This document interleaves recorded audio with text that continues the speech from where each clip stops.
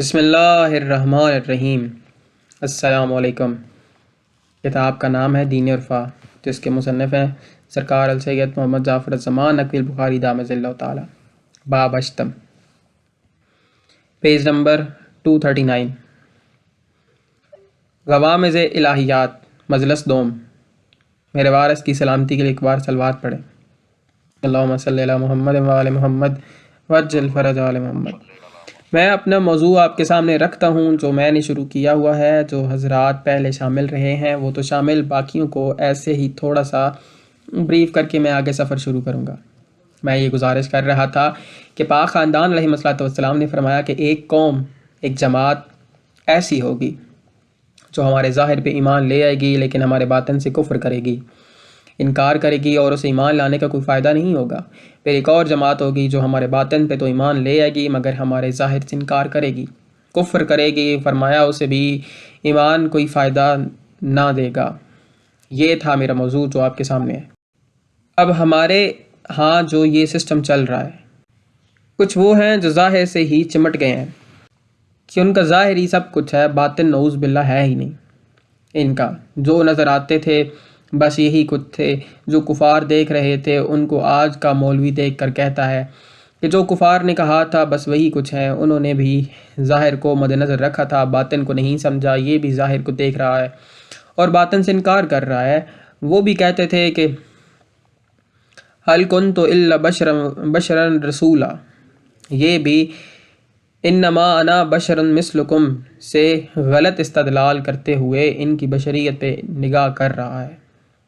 جبکہ امام موسیٰ کاظم علیہ السلام نے فرمایا، جس سے بے صاحب بہار المعارف نے بھی لکھا ہے اور تفصیل البرہان نے بھی اسے نقل کیا ہے۔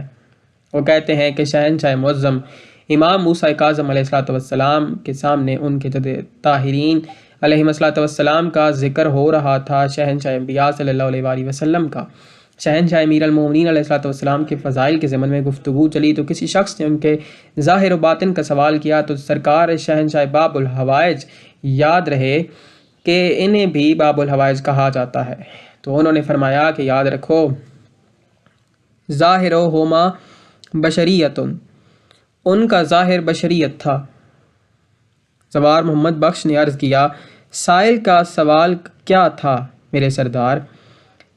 یہی کہ سرکار کے فضائل پہ گفتگو چل رہی تھی اور جو کچھ آج کا مولوی کہہ رہا ہے اس طرح کی کسی نے گفتگو جو کی تو اس کے جواب میں فضائل بیان فرما رہے ہیں اپنے اجداد طاہرین علیہ السلام کے۔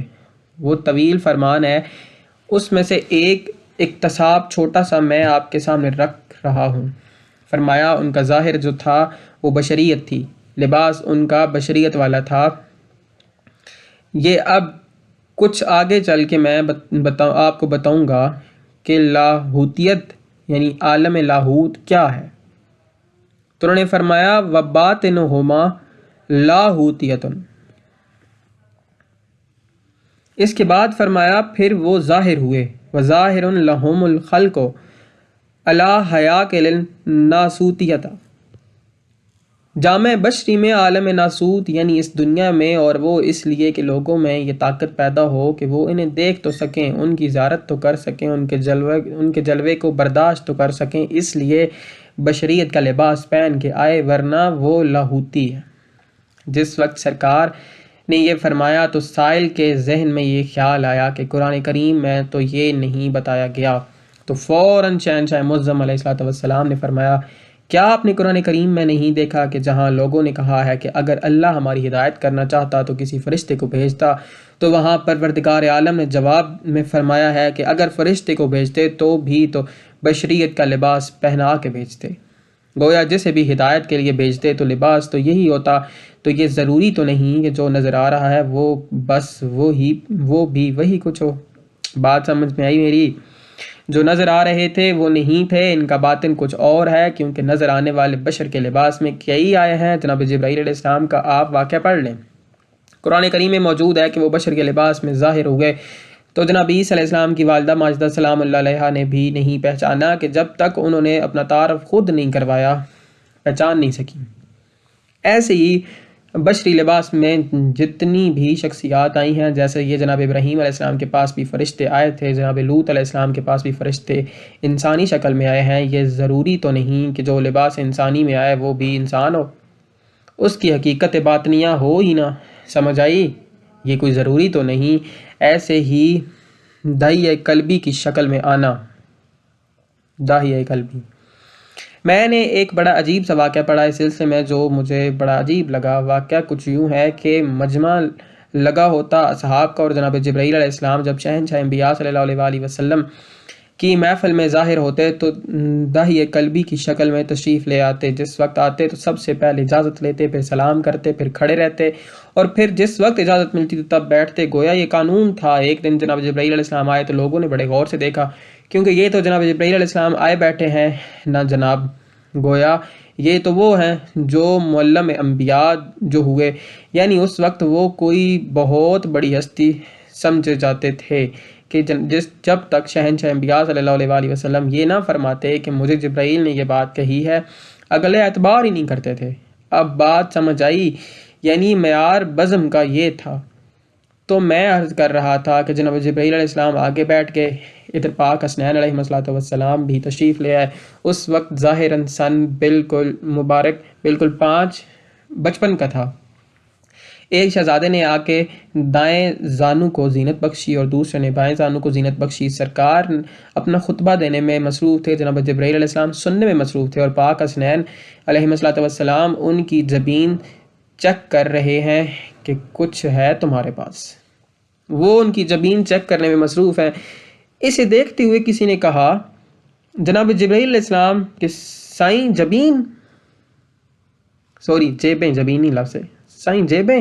شہنشاہ انبیاء صلی اللہ علیہ وسلم نے فرمایا بچے جو ہوئے، لیکن بچے ایسے ہیں، ادھر جبرائیل علیہ السلام کی جیبوں میں ان کے ہاتھ جاتے ہیں اور اس کے ماتھے پہ پسینہ آ جاتا ہے، یعنی بتانا چاہتے ہیں کہ اس بزم میں کہ تیری اوقات کیا ہے، تیرے پلے کیا ہے، جیبیں تو خالی ہیں، آئے کیسے بیٹھے ہو، بڑی اونچی شان والے بن کے بیٹھے ہو، پلے چیز کوئی نہیں ہے، اور بنے پنڈ کے چودھری بیٹھے ہو، یہ کیا بات ہوئی؟ تو یہ ضروری نہیں کہ جامع بشری میں اگر کسی چیز کو دیکھ لو تو اس کی حقیقت بھی بشریت ہی ہو، یہ ضروری نہیں ہے۔ صاحب اصول کافی نے ایک بہت بڑی عجیب بات لکھی ہے، وہ کہتے ہیں کہ میدان قیامت ہوگا۔ اس کے ضمن میں ایک حدیث انہوں نے نقل کی ہے، وہ کہتے ہیں کہ میدان قیامت ہوگا، تمام امتیں صف بستہ کھڑی ہوں گی، ہر کوئی صف بستہ کھڑا ہوگا، انبیاء کی صفیں علیحدہ، اوصیاء کی علیحدہ، عام مسلمین کی علیحدہ، ملکوت کی قطاریں علیحدہ راستہ ہوں گی، سمجھ آئی؟ اور جس وقت صفیں آراستہ ہوں گی اس وقت یہ کلام الہی قرآن پاک ایک خوبصورت جوان کی شکل میں ظاہر ہوگا، ایک خوبصورت جوان کی شکل میں آئے گا۔ کون؟ قرآن پاک۔ یہ جس وقت آگے جانے کے لیے رخ کریں گے مسلمانوں کی صف کی طرف تو مسلمان خوشی سے بغلیں بجائیں گے کہ یہ بھی ہمارا کوئی مسلمان بھائی آ رہا ہے، ایسا خوبصورت اور کون ہو سکتا ہے، سمجھ آئی؟ یہ ہمارا کوئی مسلمان بھائی ہے، کیونکہ ہماری طرف جو آ رہا ہے۔ لیکن ہوگا کیا؟ وہ انہیں عبور کر کے پھر انبیاء کی صفوں کی طرف چل پڑیں گے۔ انبیاء کہیں گے کہ نہیں جناب، یہ مسلمانوں میں سے نہیں ہے۔ سرکار دامت اللہ تعالیٰ نے مسکراتے ہوئے فرمایا ایسے خوبصورت مسلمان ہوتے بھی نہیں ہیں، یہ بگڑی ہوئی قوم ہے، ایسے نئے نقش نہیں ہوتے ان کے، یہ خوبصورت جوان نبیوں میں سے ہوگا، کیونکہ یہ ہماری طرف آ رہا ہے، ہماری قطار میں کھڑا ہونے کے لیے، بس کچھ دیر ہوگی آنے میں، وہ یہ کہیں گے۔ لیکن ہوگا کیا؟ وہ ان کی صف کو عبور کر کے ملکوت کی طرف جانب چل پڑیں گے۔ فرشتے کہیں گے کہ اگر بشر ایسے ہوتے تو اور کیا تھا، نبی ایسے ہوتے تو اور کیا تھا، یہ خوبصورت گبرو جوان ہم میں سے ہے۔ اب یہ دیکھیں کہ میدان قیامت کشف حقائق کا دن ہے، اس دن یہ نہیں ہو سکتا کہ کسی کی حقیقت مخفی ہو جائے، کہ وہ تفسیر کی گئی ہے کہ جو حیوانی خصائص رکھنے والے انسان ہوں گے وہ حیوانی شکل میں میدان قیامت میں آئیں گے، جن میں حیوانیت پائی جائے گی، وہ بہوش کی شکل میں محشور کیے جائیں گے۔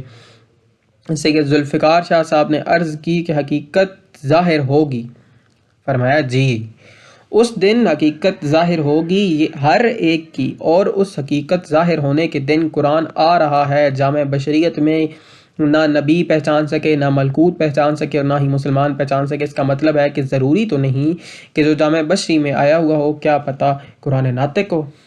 میری بات سمجھ آ رہی ہے؟ مولا صاحب الزمان ہر دم وہ بھی امان جوانیاں مانے، چشم بدور آباد ہوں اللہ باویں۔ پھر فرماتے ہیں میری بات سمجھ آ رہی ہے۔ لوگوں تک فیض پہنچانے کے لیے پاک خاندان علیہ السلام نے کرم فرمایا تھا اور بشری لباس پہن لیا تھا۔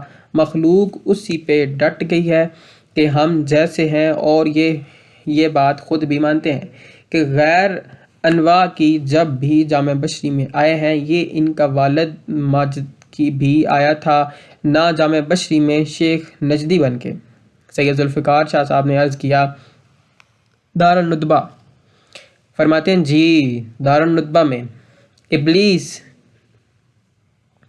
وہ بھی تو آیا تھا، شلوار بھی اس کی ٹخنوں سے ایک بالشت اوپر تھی، داڑھی بھی اس کی ماشاءاللہ تھی، امامہ ابا بھی بہترین باندھا ہوا تھا اس نے، ماتھے پہ لتر کی شکل کا محراب بھی تھا۔ سامعین میں سے کسی نے عرض کیا بزرگ، ہاں ان کا وہ گرینڈ فادر وہ آیا تھا، وہ بھی تو بشر بن کے آیا تھا، اس کا تو نہیں کہتے، اپنے اس باپ کا تو کچھ نہیں کہتے۔ تو عرض کرنے کا مقصد یہ ہے کہ یہ ضروری تو نہیں کہ جو جامع بشری پہن کے آ جائے وہ بشر ہی ہو، جبکہ احادیث کا ایک لامتناہی سلسلہ موجود ہے۔ ایسے ہی قرآن اس کے بارے میں، جیسے وہ مولوی جو جواد کہہ رہا تھا کہ یہ قرآن میں تو ہے مگر توضیح میں جو نہیں ہے، جس وقت یہ ذہنیت بن جائے تو پھر کہتے ہیں نا کہ اللہ ہی محافظ ہے،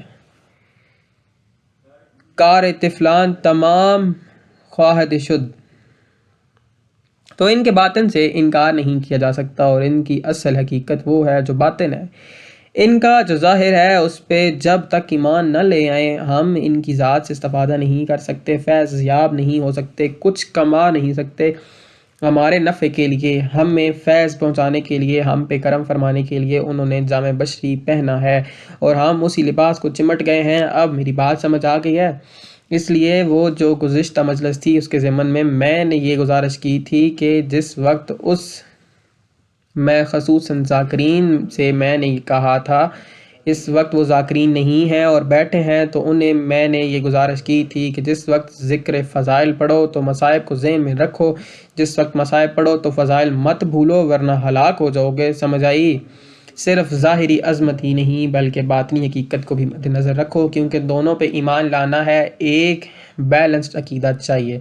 اس کے ضمن میں یہ گزارش کر رہا تھا کہ ہمارے سامنے جو شہادت کا طریقہ کار بیان کیا جاتا ہے کہ پاک خاندان علیہ السلام، ان کے چاہنے والے اور پاک گھر علیہ السلام کے افراد ہیں جو شہادت کے ذرائع، یعنی وہ دو ہی ہیں، وہ طریقے جو انہوں نے پسند کیے ہیں۔ ایک کے بارے میں نے پچھلی مجلس میں گزارش کی تھی کہ جامع بقا کو پسند فرمایا ہے، جس لیے لفظ زہر استعمال کیا جاتا ہے، یعنی ایک تو اس ذریعے سے پسند کی ہے شہادت، ایسے ہی ہے نا، دو شہنشاہوں علیہ السلام کے علاوہ باقی سب نے وہی طریقہ پسند فرمایا ہے۔ ایک شہنشاہ امیر المومنین علیہ السلام اور ایک شہنشاہ کربلا علیہ السلام، ان دونوں نے تلوار کا ذریعہ، جبکہ باقی تمام ائمہ معصومین علیہ السلام نے زہر کا ذریعہ اپنایا ہے۔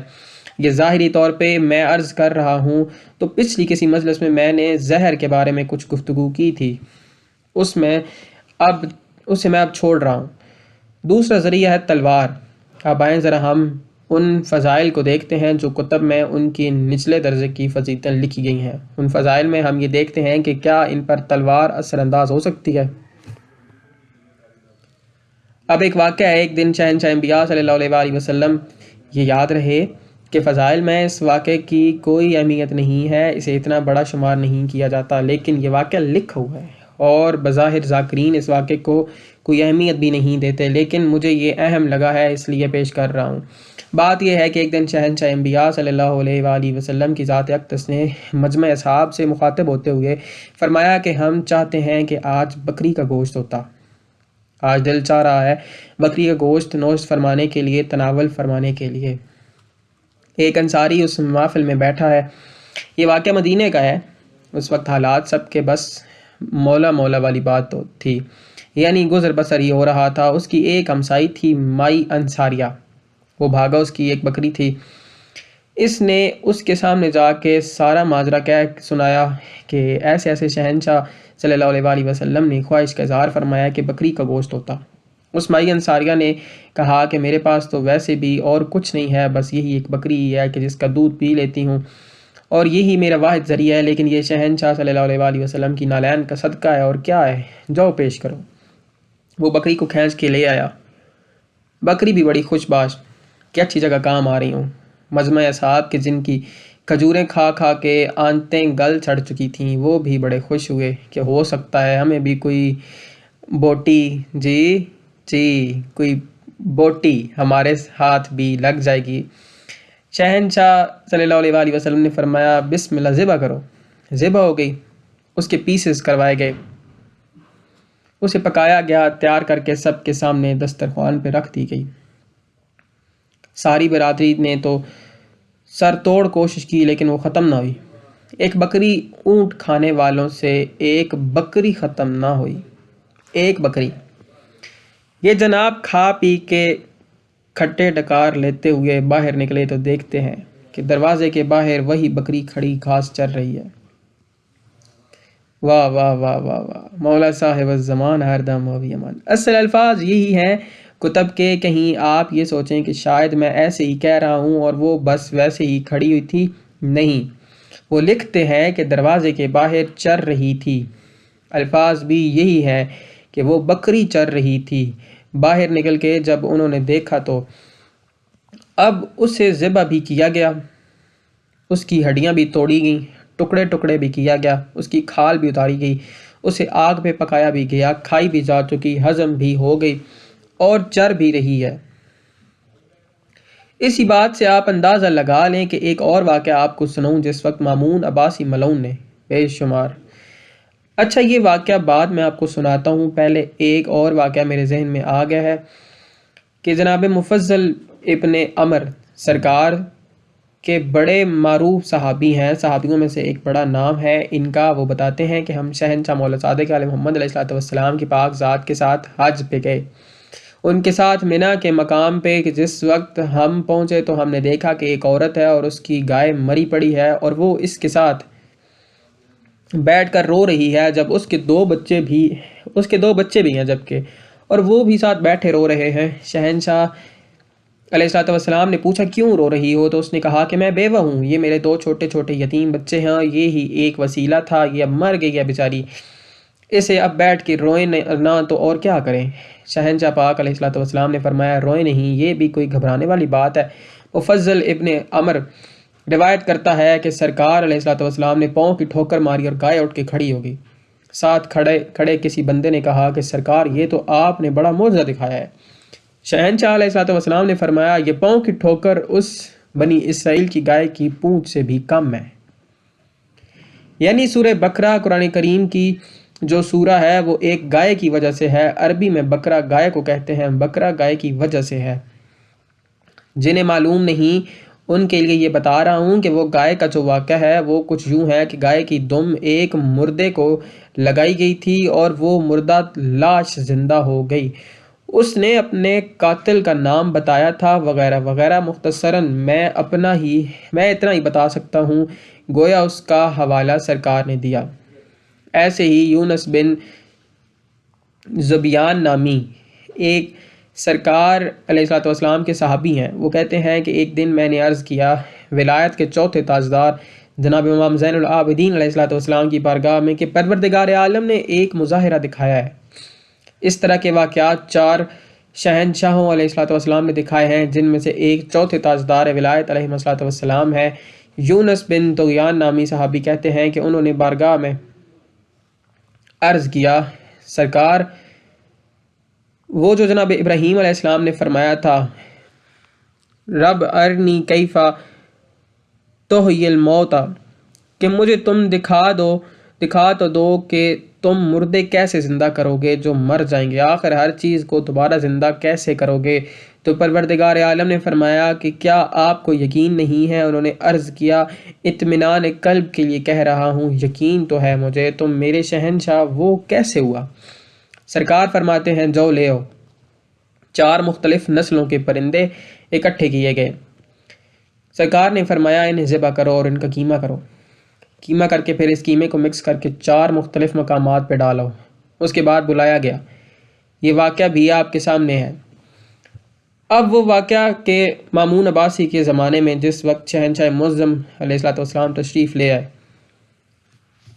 کہاں؟ طوس، یہ نیشہ پور میں ہے، علاقہ طوس کا اس وقت شمار ہوتا تھا۔ بسم اللہ الرحمن الرحیم، یا رب محمد وآل محمد صلی علی محمد وآل محمد وعجل فرج آل محمد۔ آج کا یہ باب یہیں پہ ختم ہوتا ہے۔ اگلے باب کے لیے مجھے اجازت دیجیے، تب تک کے لیے اللہ حافظ۔ اور آخر پہ التجا کریں گے اپنے شہنشاہ باغ کے حضور، الاجل الاجل یا سفینۃ النجات، الاجل الاجل یا ہادی دورہ، اجل اللہ فرج الشریف، یا رب محمد وآل محمد صلی علی محمد وآل محمد وعجل فرج آل محمد، اجل اللہ فرج الشریف۔ میں شکریہ ادا کروں گا اپنے مرشد کریم سرکار السید محمد جعفر الزمان نقوی البخاری دامن اللہ تعالیٰ کا۔ یہ مضمون میں نے ان کی کتاب 3 الفاظ سے پیش کی ہے۔ بہت شکریہ۔ بسم اللہ۔